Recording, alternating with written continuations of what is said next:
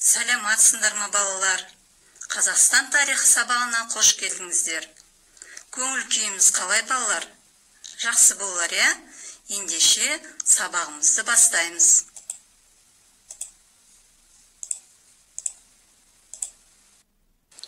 Сабағымыздың тақырыбы алаш қозғалысы және қазақ ұлттық идеясы. Балалар, алдымыздағы суретке мұқият қарап, сурет бойынша сұрақтарға жауап берейік. Суретте кімдер бейнеленген? Олар туралы не білесіңдер? Қандай қоғамдық қызмет атқарған? Олардың қандай ортақ мүдделері болды? Бұл суретте бізде Ахмет Байтұрсынов, Міржақып Дулатов, Сәкен Сейфуллин, Мұстафа Шоқай, Ильяс Жансүгіров және Әлихан Бөкейханов бейнеленген. Алаш зиялылары өздері білімді болумен қатар ұлттың, халықтың мүддесін көздеп, жастарды ұлттық мүдде негізінде оқытуға, ана тілін дамытуға, оқу орындарын ашуға шақырды. Алаш зиялылары өз кәсіби мамандықтарымен қатар жазушы, ақын, ғалым, саясатшы, ұлттың тарихы мен дәстүрін сүйген тарихи тұлғалар болды. Алаш ұлттық қозғалыс басшылары алдына ұлттық саяси партия құруды мақсат етіп қойды. Жарайсыңдар балалар. Бүгінгі сабағымыздың мақсаты қандай деп ойлайсыңдар? Зиялылардың қоғамдағы орнын анықтау. Жақсы. Сабағымыздың зерттеу сұрағы неліктен Алаш партиясы халық қолдауына ие болды? Оқу мақсаты қазақ зиялыларының қоғамдағы рөлі мен қызметін талдау. Еліміз егемен болып, атымыз шартарапқа танылып жатқан кезімізде еліміздің өткенін жаңғырту әр азаматтың қасиетті борышы.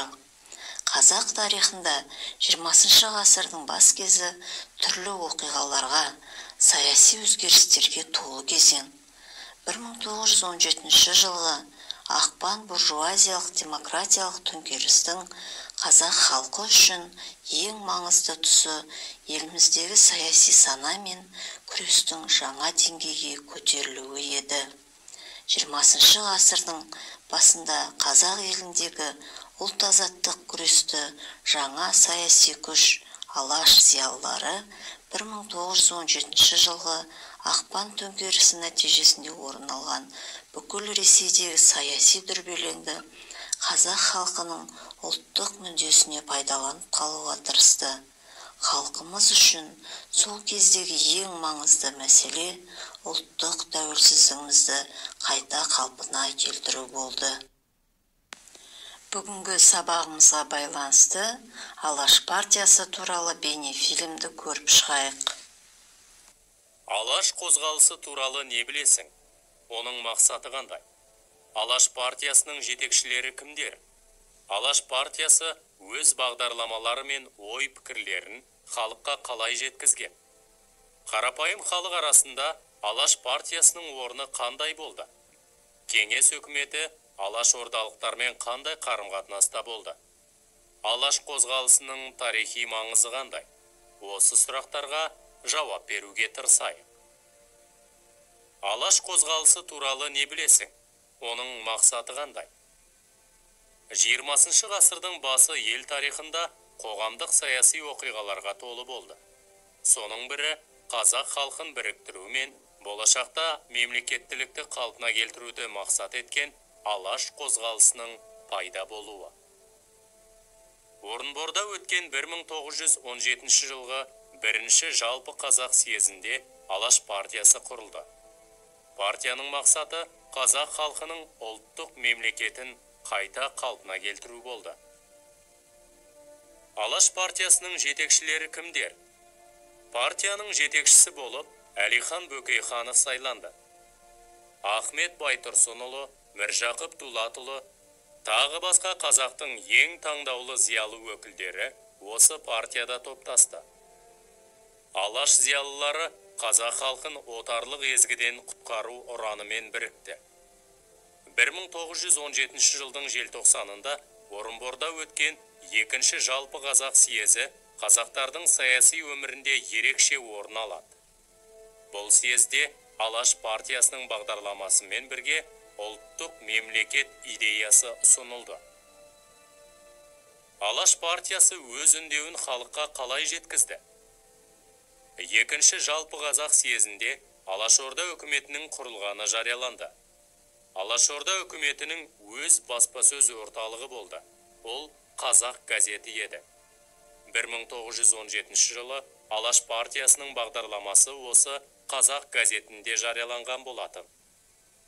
Қарапайым халық арасында Алаш партиясының орны қандай болды? Алаш партиясы сол кездегі беделді партияның бірі болды. Мәселен, 1917 жылдың қараша айында өткен құрылтай жиналысында Алаш партиясы көпшілік дауысқа ие болып, 48 депутаттық орынды иеленді. Осы жылдың қазан айында Алаш партиясы атынан құрылтай жиналысына Торғай, Ақмола, Семей, Орал, Жетісу облыстарынан және Бөкей ордасынан бірнеше тізім бойынша депутаттар сайланды. Олардың арасында Алаштың барлық дерлік қайраткерлері болды. Кеңес үкіметі Алаш ордалықтармен қандай қарым-қатынаста болды? 1918 жылы 25 қарашада Семей қаласында шыққан Сарыарқа басылымында Алаш ордалықтар жайлы келесідей дерек келтірілген. Алаш облыстарын қазіргі бүліншілікпен қорғау мақсатымен уақытша ұлттық кеңес құрылсын. Мұның аты Алаш орда болсын. Алаш автономиясының үкіметі Алаш орданың төрағасы етіп Әлихан Бөкейхановты сайлады. Алайда Алаш зиялыларының тәуелсіздікке талпынысы кеңес үкіметі тарапынан қарсылыққа ұшырады. 1920-1930 жылдары ұлт қайраткерлері қудаланып, жазаға тартылды. Алаш қозғалысының тарихи маңызы қандай болды? Сонымен Алаш қозғалысы 20 ғасырдың басындағы қазақ жерінің барлық өңірін қамтыған ұлт азаттық қозғалыс болды. Қозғалыс нәтижесінде қазақ зиялыларының бірнеше толқыны қалыптасты.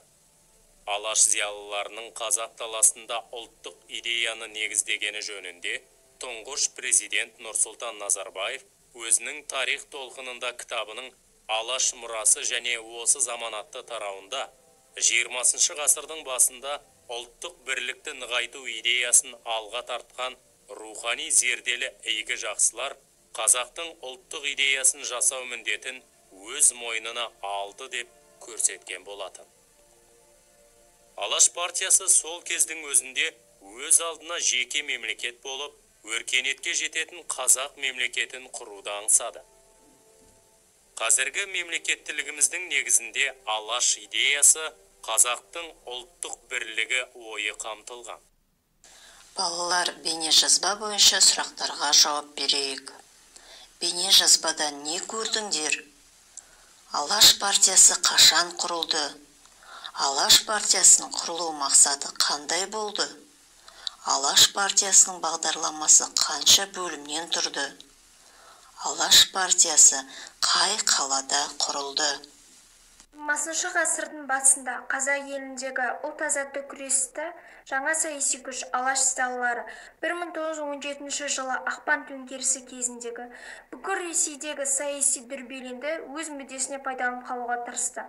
Сол кездегі қазақ халқымыз үшін ең басты мәселе тәуелсіздігімізді қайта жаңғырту болды. Ал екінші мәселе қазақ қоғамын өркениетті әлемдік қауымдастықтың қатарына енгізу болды. Алаш партиясы 1917 жылы шілдеде құрылды. Партияның басты мақсаты Ресей Федерациялық Демократиялық Республикасының құрамында қазақ автономиясын құру болды. Алаш партиясының бағдарламасы 10 бөлімнен тұрды. Алаш партиясы Орынбор қаласында құрылды. Жарайсыңдар балалар. Келесі тапсырмамыз Попс әдісі бойынша неліктен Алаш партиясы халық қолдауына ие болды. Бұл жерде бірінші сөйлем, екінші сөйлем, үшінші сөйлем және қорытынды сөйлемді аяқтауымыз керек. Ойымша, қазақ халқының осы деңгейге жеткені осындай ұлтжан зиялыларымыздың арқасы деп ойлаймын. Себебі мен оны былай түсіндіремін. Халқымыз үшін сол кездегі маңызды мәселенің бірі ол ұлттық тәуелсіздігімізді қайта қалпына келтіру болатын. Ал екінші мәселе қазақ қауымын өркениеттік қауымдастық қатарына қосу болды. Ол үшін ата-бабаларымыз білектің күшімен, найзаның ұшымен туған жерімізді қорғап, оны жат жұртқа таптатпай туған жерден ешқайда көшпеген. Сол кезде ата-бабаларымыз жерінен айырылу, ол бар байлығынан, құт-берекеңнен айырылу деген сөз екенін түсіне білген. Мен мысалдары дәлелдей аламын. 1905 жылдан бастап алаш қозғалысы өмір сүре бастады. Ал 1908 жылдан бастап жаз айларында жәрмеңкелерде қазақ зиялылары жиналып, Қазақстанның оңтүстік, солтүстік, батыс, шығыс, жетісу аймақтарында жер мәселесі туралы арыз-тілектер айтылған болатын. Сол арыз-тілектер бағдарламаға негіз болды. Ал 20 ғасырда аласапыран уақыт болған кездерде алаш қозғалысы халыққа көмектескен болатын. Осыған байланысты мен мынандай қорытынды шешімге келдім. Алаш зиялылардың өмірі мен ісін мұқият зерттеп, олардың жетістіктерін бағалап, қателіктерінен сабақ алу, даналығын бағамдап, оларды ашқан ақиқаттарын пайымдау қажет. Еліміздің өткенінен сабақ ала отырып, бүгінгі жаңарулардан жаңылыспауымыз тиіс.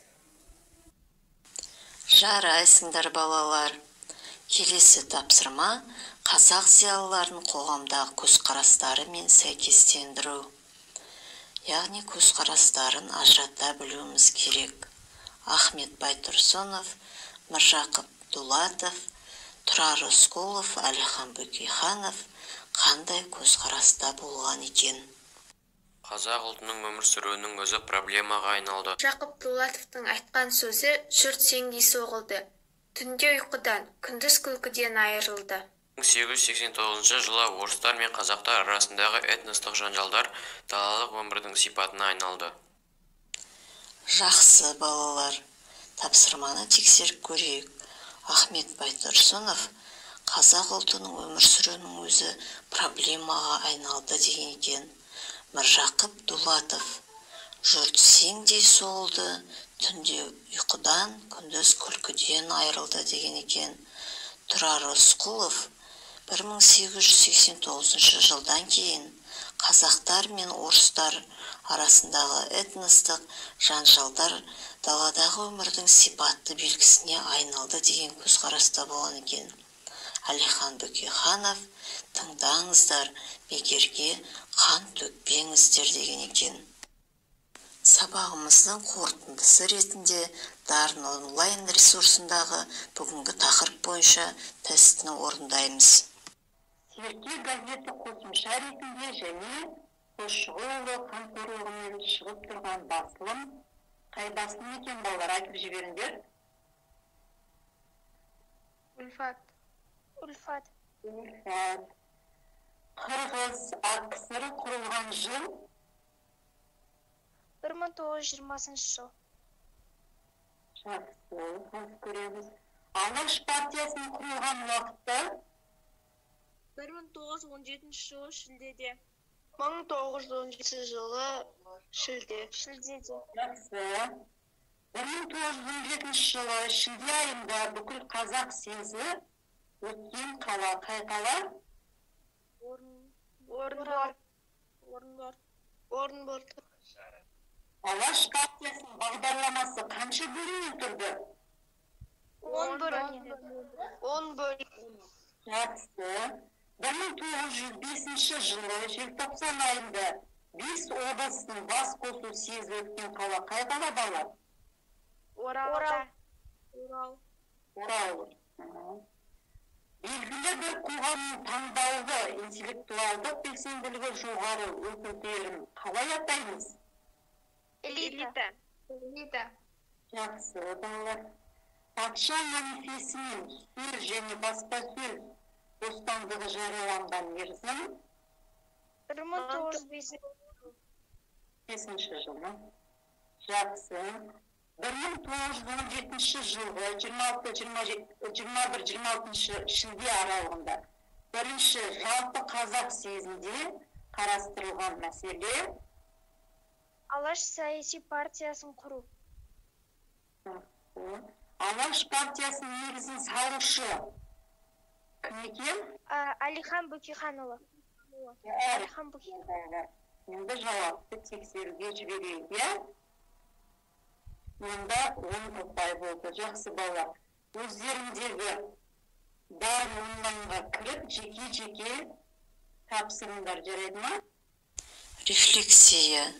Мен түсінген ұшығым, түсінгенім, білгенім, түйгенімді WhatsApp желісіне жібересіздер.